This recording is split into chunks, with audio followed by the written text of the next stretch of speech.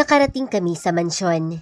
Nagulat ako sa napakaraming magagarang sasakyang nakaparada hanggang sa labas ng mansyon.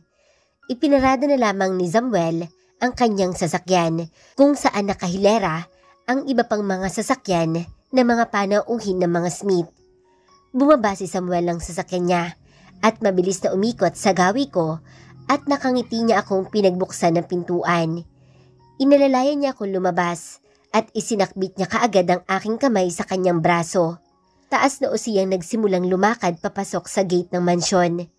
Tumingin siya sa aking mukha bago tuluyang pumasok sa napakalaking gate at itinaas ang mukha ko na nakayuko. "Chin up, my princess. You are the most beautiful and sexy woman in this party. Wala nang masihigit pa sa'yo." Wika niyang nagmamalaki kaya itinaas ko ang aking ulo at matuwid akong tumingin at nagsimulang sumabay sa kanyang paglalakad. "That's my girl," he said and smiled. Pagpasok namin kung saan ginaganap ang kasayahan ay nagsimulang kumabog ang napakalakas na aking dibdib, lalo na nang halos lahat ay sa amin na nakatingin. Napatingin ako sa isang lamesa sa kung saan ay malapit sa stage at nakita kong nakatitig sa amin si Simon, habang si Margaret naman ay tinaasan ako ng kanyang kilay, kaya nakaramdam ako ng pangamba at takot dahil tila ba hindi niya nagustuhan na nandirito ako. Hinapit ni Samuel ang aking bewang at ngumiti sa lahat ng taong nakatingin sa amin at parang may pagmamalaking huminto sa gitna at ngumiti sa lahat. Nagsimulang magkislapan ng mga ilaw ng kamera at sunod-sunod na bulungan ang aming naririnig. "Wow, is that woman with Samuel?" Tanong ng isang gwapong lalaki na ngayon ay titig na titig sa akin at pagkatapos ay nginitian niya ako. "She is so beautiful," ani naman ang isa pa. At tulad ng nauna ay nginitian niya din ako, kaya naman gumanti din ako ng isang matamis na ngiti kahit na nakakaramdam ako ng hiya. Bagay sila ni Samuel, ani naman ang isang babae na sa tiyanta ko ay hindi nalalayo ang edad kay Simon. Ang ganda-ganda niya at ang gwapo naman ni Samuel, bagay na bagay sila. Ilan lamang sa mga bulungang aming naririnig. Napatingin ako muli sa gawi ni Simon at kitang-kita ko kung paano niya ako titigan, maging ang kamay ni Samuel na nakahawak sa aking bewang, kaya mas lalo tuloy ako nakaramdam ng pagkailang dahil sa mga titig niyang tila ba ay may galit. "Oh my God, iha! Napakaganda mong tunay!" Masayang salubong sa akin ni Tita Moira at tumalik sa aking pisngi, nagginantihan ko din ang halik sa kanyang pisngi. "Salamat po, tita," wika ko na nakangiti sa kanya. "Come," wika niya at iginiya na kami ni Samuel kung saan nakaupo si Simon at Margaret.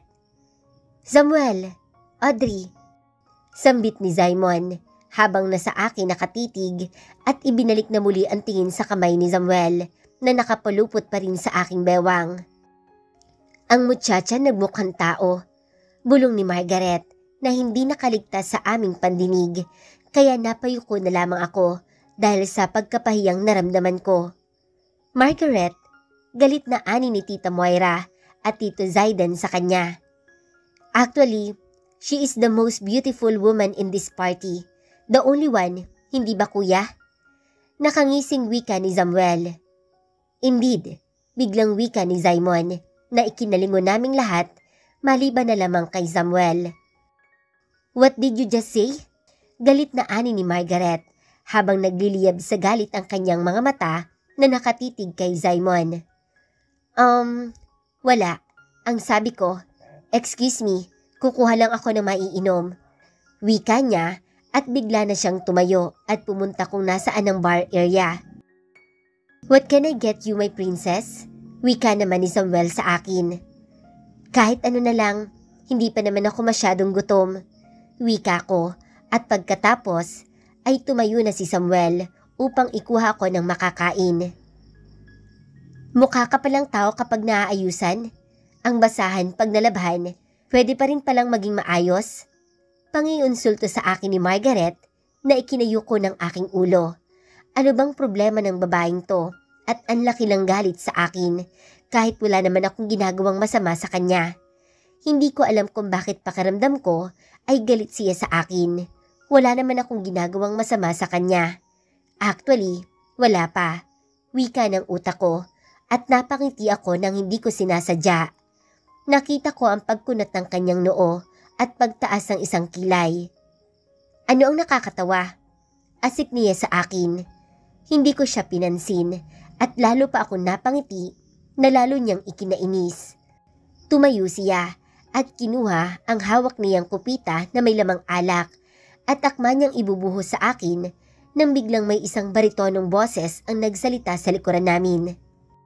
Go ahead, subukan mo kung ayaw mong mapahiya ka dito sa sarili mong party, Margaret. Galit na wika ni Samuel habang nanlilisik ang mga matang nakatitig kay Margaret. Marami na nakatingin sa gawin namin at pinag-uusapan na rin kami, kaya napayuko na lamang ako dahil ayaw kong gumawa ng eksena. Let's go my princess, doon tayo sa table na walang palaka. Baka hindi ka paganahang kumain kapag may kaharap kang palaka. Wika niyang may pang-iinsultong nakatingin kay Margaret. What did you just call me? How dare you, Samuel? Asik ni Margaret sa kanya habang kulang na lamang ay magwala siya sa sarili niyang party. Ako tuloy ang nahihiya sa kanyang ginagawa. Ha? May binitawan ba akong pangalan dito? Ang sabi ko palaka. Mukha ka bang palaka? Wika niyang natatawa. Biglang may ilang nagtawanan na mga nakikiusyoso. Kaya lalo nang nanggalaiti si Margaret sa galit. Akma niya akong susugurin ng sampal kahit wala naman akong ginagawa sa kanya. At tahimik lang naman ako dito nang biglang may pumigil sa kanyang braso. Don't you dare hurt her. Kung ayaw mong itigil ko ang lahat ng to, Margaret. Si Simon na ikinalaki ng aking mata. Tama ba ang narinig ko na ako ang kanyang kinampihan at ako ang kanyang ipinagtatanggol? Nakaramdam ako ng tuwa sa aking puso. Sa isiping, mas pinapahalaga niya ako kaysa sa kanyang fiancé. What? Kakampihan mo pa yan? Ipinapahiya niya nga ako dito? Asik niya kay Simon. I heard everything. Ikaw ang nagsimula ng lahat. Ikaw ang nang iinsulto. Seryosong ani niya kay Margaret habang sa akin nakatingin. Lilipat na lang kami ng table. Masyadong toxic sa table na to. Wika ni Samuel at mabilis na akong iginiya sa ibang table na hindi naman okupado. Masaya kaming nag-uusap nang biglang may nagsalita sa aming likuran. Do you mind? Si Simon na nakatitig kay Samuel habang may hawak-hawak na bote ng alak. No, I don't mind. Aniya sa kanyang kapatid na agad naman siyang pumagitna ng upo sa amin. Where's your fiancé? Tanong ni Samuel habang palingalinga sa paligid at mukhang hinahanap si Margaret. She left. Maikli niyang ani habang tumutungga ng alak. Bakit? Dahil nahihiya siya sa pag-iiskandalo niya sa sarili niyang party? Wika ni Samuel at tumawa ng pagak. Bakit ganyan ang suot mo, Audrey? Masyadong revealing. Napatingin ako sa aking suot. Hindi naman revealing. Sexy naman siya, pero hindi naman malaswa. Tumingin ako sa kanya at napalunok ako nang makita kong nakatitig siya sa aking mukha. Lalong lumakas ang kabog ng aking dibdib nang sinimula niyang tunggain ang alak na nasa bote pa, habang ang kanyang mga mata ay sa akin pa rin nakatingin. Mukhang nagpapakalasing ka yata ha, Kuya Simon. May problema ka ba? Saad ni Samuel habang sa akin naman nakatitig. May mga bagay na hindi mo maiintindihan. Sobra lang kitang mahal at ayokong masaktan ka. Kaya lahat ay gagawin ko maging masaya ka lang. Wika niya, kaya napatingin ako sa kanya at laking gulat ko dahil sa akin pa rin siya nakatitig, kaya ibinaling ko ang aking ulo sa ibang direksyon. Anong ibig niyang sabihin sa kanyang tinuran? Bakit ganoon siya magsalita? May problema ba si Simon na hindi namin alam? Wait here, kukuha pa ako ng maiinom natin. Wika naman ni Samuel. At mabilis siyang tumayo at lumakad papuntang bar area. Kayo na ba ni Samuel? Pakli niya sa akin na ikinatingin ko sa gawin niya. Ngunit hindi ko naman siya matitigan sa kanyang mga mata dahil tila ba ito nagsusumamo sa akin. Napatingin ako sa kanya. Halos hindi ako makahinga sa lakas ng kabog ng dibdib ko. Masyado nang malapit ang kanyang mukha sa aking mukha, kaya lalong pakiramdam ko ay sasabog na ang aking dibdib sa sobrang lakas ng kabog nito. Sa sobrang lapit niya ay kitang-kita ko kung gaano siya kagwapo. Ang mga mata niya'y halos magkulay asul na at bilugan. Ang mahahaba niyang pilikmata at matangos niyang ilong na binagayan ng mapula at manipis na labi. Ang jawline niyang parang hinubog ng isang iskultor. Napakagandang lalaki ng taong itinitibok ng aking puso. Ano kasi? Hindi ko na natapos ang aking sasabihin nang dumating si Samuel. "Here, Audrey, I get you a margarita," saad niya. Hindi ako marunong uminom, Samuel. Wika ko sa kanya habang inabot niya sa akin ang alak na nasa kupita. "Isa lang," dagdag niyang ani sa akin, kaya wala na akong nagawa kung hindi ang tanggapin ang inaabot niya sa aking alak. "Lalasingin mo ba si Audrey? Ha, Samuel? Kung may binabala ka man sa kanya, hindi ka magtatagumpay habang nandirito ako." Asik niya kay Samuel na masama niyang tinitigan. "Isang kupita lamang naman na margarita at hindi yan malalasing," wika niya at pagak na tumawa si Samuel. Kinuha ko ang kupita at sinimsim ang lamang inumin nito. Sa simula ay napangiwi ako, ngunit habang tumatagal ay nagugustuhan ko ito. "Can I have another one?" ay Samuel.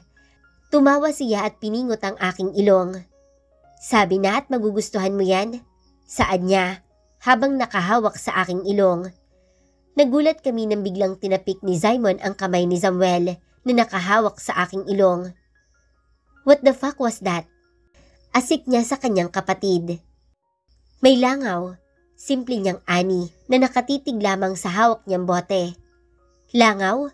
sambit ni Samuel at napalingon-lingon na tila hinahanap kung nasaan ang langaw. Ilang oras pa ang lumipas at halos hindi na makatayo at maidilat ni Simon ang kanyang mga mata sa sobrang kalasingan. Tiningnan ako ni Samuel habang unti-unting inaalalayan si Simon. "Follow me to his room," wika niya sa akin na ikinakabog ng malakas ng aking dibdib. "Eto na, bahala na kung ano ang mangyayari pagkatapos nito. Ang mahalaga ngayon ay makuha ko siya at hindi matuloy ang kasal nila ni Margaret."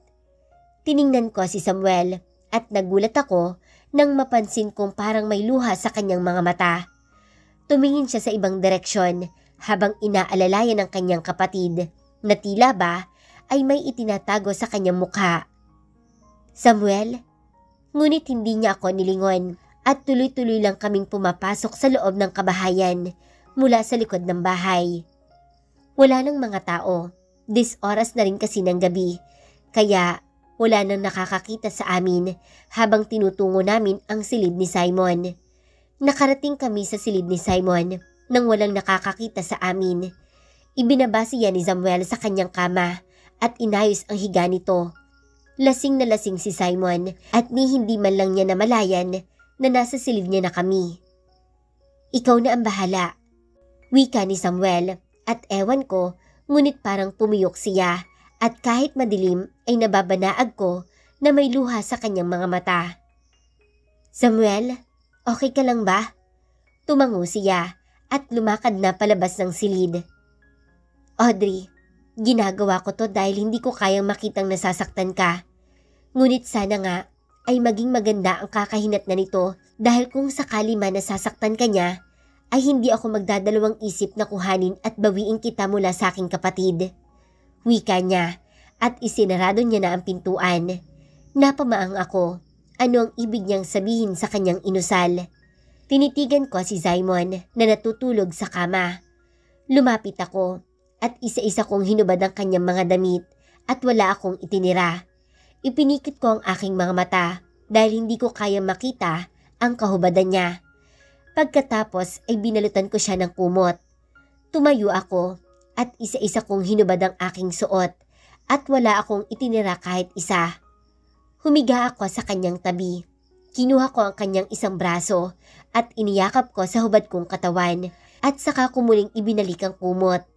Ipinikit ko ang aking mga mata at dahil na rin sa nakainom ako ay unti-unti na ring namimigat ang talukap ng aking mga mata hanggang sa tuluyan na akong nilamon ng kadiliman. Zaimon POV. Isang sigaw ang gumulantang sa masarap kong pagkakatulog.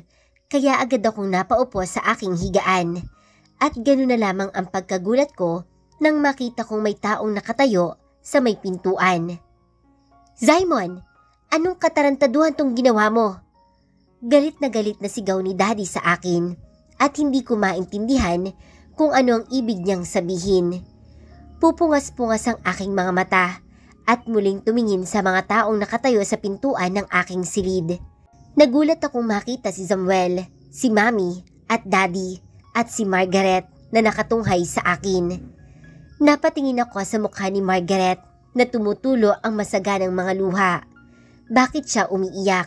Ano ba ang nangyayari? Babe, bakit kayo naririto sa silid ko? Wika ko at biglang lumapit sa akin si Samuel sabay suntok sa aking mukha na ikinagulat ko. Tarantado ka, Kuya Zaimon? Asik niya sa akin, dahilan upang magsigawan sina Mami at si Margaret, sanhi ng pagkagising ng babae na natutulog sa aking tabi. Mabilis na lumapit si Daddy at inilayo si Samuel sa akin, habang ako naman ay nakatitig lamang sa babaeng kagigising na nasa aking tabi. Nabigla ako nang makita ko ang mukha ni Audrey na bagong gising at noon ko lamang napagtanto na wala pala akong saplot at ganun din siya at magkatabi kaming natulog. Bigla kong nahablot ang kumot upang itakip sa katawan ni Audrey. Labas! Magsilabas kayong lahat! Galit na galit kong ani. Hindi ko alam kung galit ba ako dahil sa nangyari ngayon o galit ako dahil nakita nila ang ilang bahagi ng parte ng katawan ni Audrey. Magbihis kayo at mag-uusap tayo. Ipapatawag ko din ang mga magulang ni Audrey. Madiing wika ng aking ama at mabilis nilang isinarado ang pintuan. Ngunit bago pa man ito isara ay nagsalita si Samuel. Gago ka, Kuya Zaimon. Hindi kami papayag na hindi mo papanagutan si Audrey. Wika niya at isang malakas na sigaw ang narinig namin. No, hindi ako papayag. Malakas na sigaw ni Margaret at tuluyan ng sumarado ang pintuan ng aking silid. Nagtatangis ang aking mga bagang na hinarap ko si Audrey. Sinadya mo ba to? Ha? Galit kong sigaw sa kanya.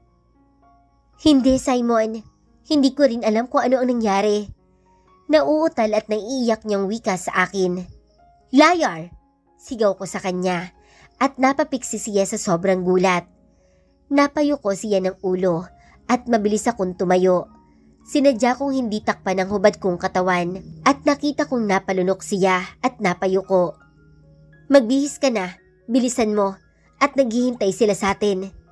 Wika ko at hinagisan ko siya ng aking isang boxer, pajama at malaking t-shirt. Dumiretso ako sa banyo upang maligo at pagkatapos ay lumabas din agad ako nang nakaroba na. Dinaanan ko lamang si Audrey na nakatungo ang ulo at hindi ko pinansin. Pumasok ako sa malaki kong walk-in closet at nagbihis na ako. Paglabas ko ay umupo ako sa gilid ng kama at kinausap si Audrey. Bakit mo ginawa to? Tanong ko sa kanya na hindi siya tinitingnan sa mukha. Wala akong narinig na kahit anong kasagutan at pagkakuwan ay mabibining pag-iyak ang aking narinig. Hindi mo ako makukuha sa pag-iyak mo, Audrey. Tinatanong kita, bakit mo ginawa to? Galit kong ani. Sagutin mo ang tanong ko, bakit mo to ginawa sa akin? Alam mong ikakasal na ako kay Margaret. Sa tingin mo ba, kahit na may nangyari sa atin, papakasalan kita? Pigil ang galit na wika ko sa kanya. Wala akong ginawa, pareho tayong nalasing. Wika niya at tumawa lamang ako ng pagak. Akala mo ba mapapaniwala mo ako? Ha, Audrey? Asik ko sa kanya. Alam kong plinano mo lahat to at hindi ko maintindihan kung paano ako nakarating sa aking silid dahil imposibleng mabuhat mo ako sa laki ng katawan kong to. Galit kong wika sa kanya habang siya naman ay nakayuko lamang. Tumayo ka na at sumunod ka sa akin sa labas. Paniguradong nandyan na rin ang mga magulang mo. Wika ko sa kanya at pagkatapos ay tumayo ako at nagsimulang lumakad. Pinihit ko ang seradora ngunit nararamdaman kong hindi pa rin siya tumitinag kaya nilingon ko siya. Ano pa ba ang hinihintay mo, Audrey? Second round? Wika ko na ikinataranta niya at mabilis na tumayo. Tumawa ako ng pagak at binuksan ang pintuan ng silid at nauna na akong lumabas. Habang pababa kami ng hagdanan ay dinig na dinig ko ang pagtangis ni Margaret. Napakuyom ang aking mga kamao. Nagtangis ang aking mga bagang sa sobrang galit na aking nararamdaman. Napansin nila ang presensya namin.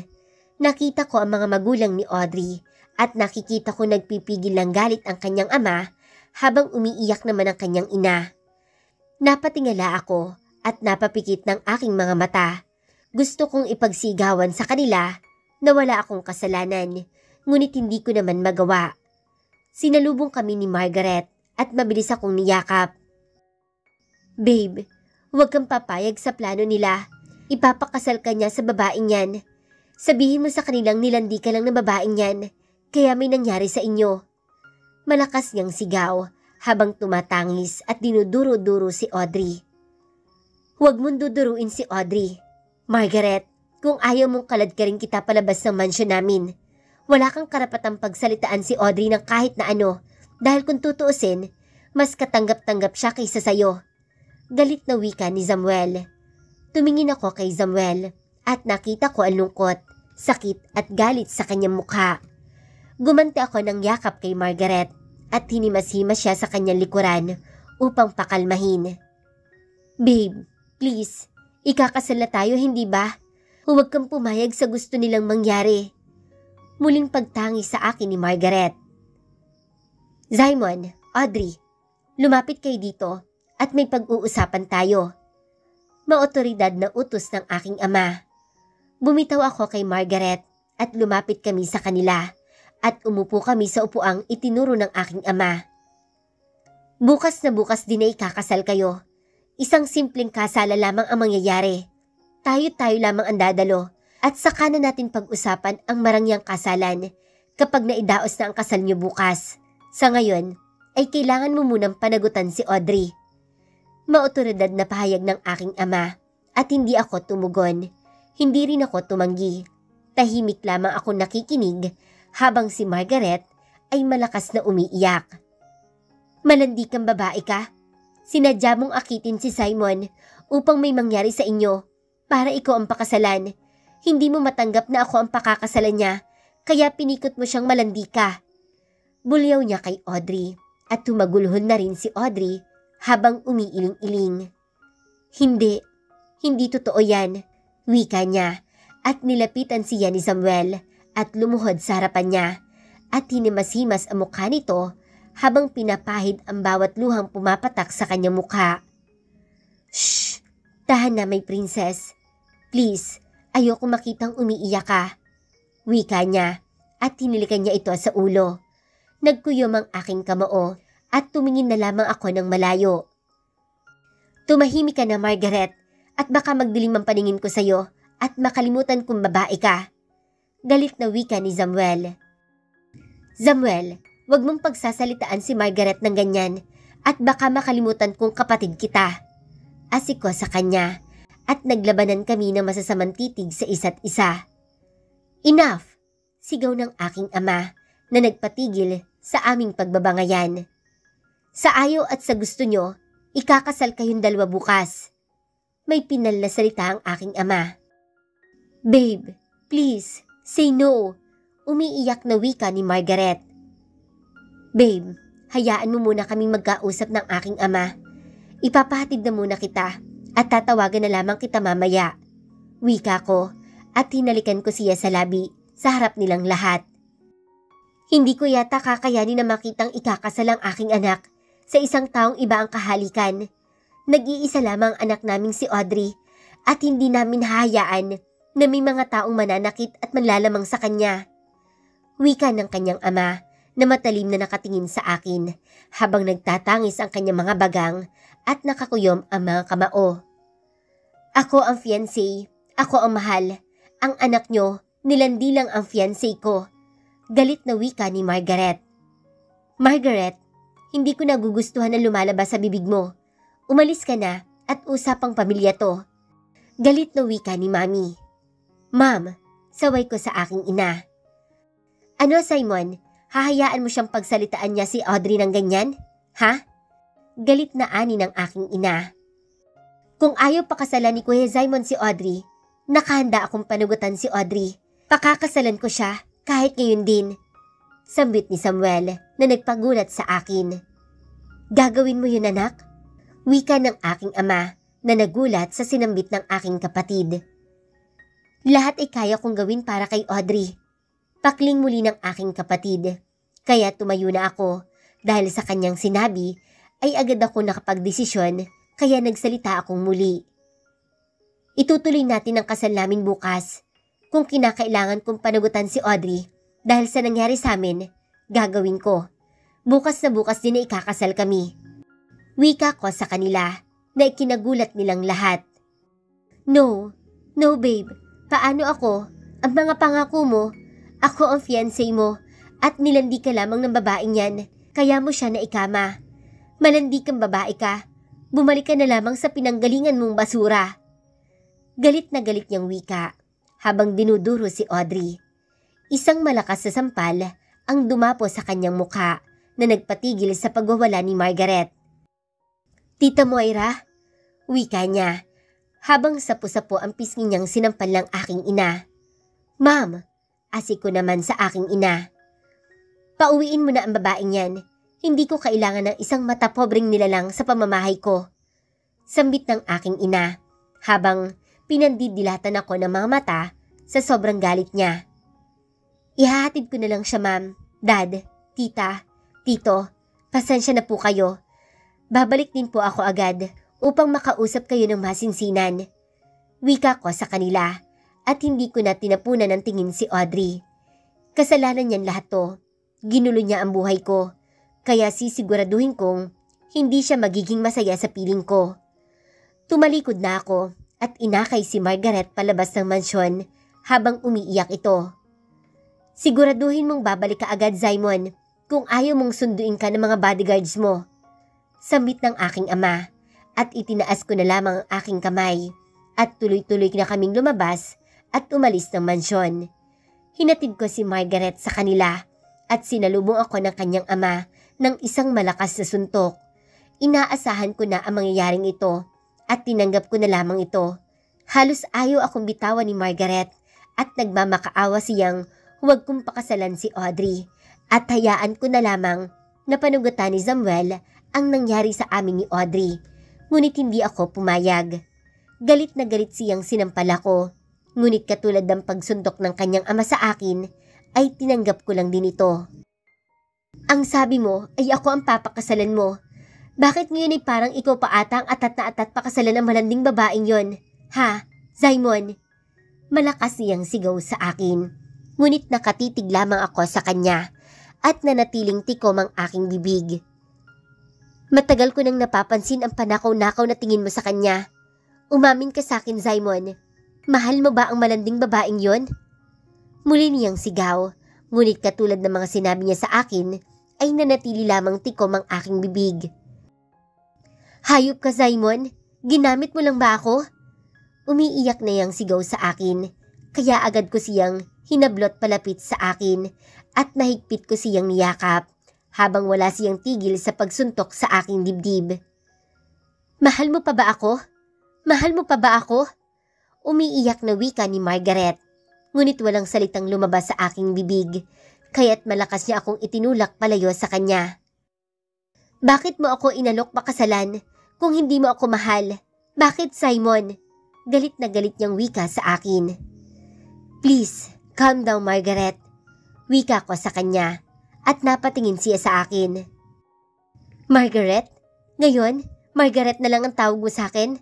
Bakit, Simon? Dahil mapapasa iyo na si Audrey? Kaya Margaret na lang ang tawag mo sa akin? Galit na galit niyang asik sa akin. Ngunit hindi na ako nagsalita pang muli at tumalikod na ako at agad na sumakay sa aking sasakyan. Malakas akong napamura, sabay hampas ang aking manibela. Nakita kong pilit siyang ipinapasok ng kanyang mga magulang papasok ng loob ng kanilang tahanan habang nagpupumigla siya. Simon! Tawag niya sa akin, ngunit pinaandar ko na ang aking sasakyan at mabilis na pinasipad ito palayo sa kanilang lugar dahil nasasaktan lamang ako sa nangyayari sa kanya. Nagtatangis ang aking mga bagang sa galit dahil sa ginawa ni Audrey sa akin. Audrey, bakit mo ito ginawa sa akin? Sigaw ko habang patuloy lamang ako nagmamaneho. Malakas akong sumigaw at ipinarada ko ang aking sasakyan sa gilid ng kalsada at inuyukyok ang aking ulo sa aking manibela at tuluyan ng tumulo ang aking mga luha.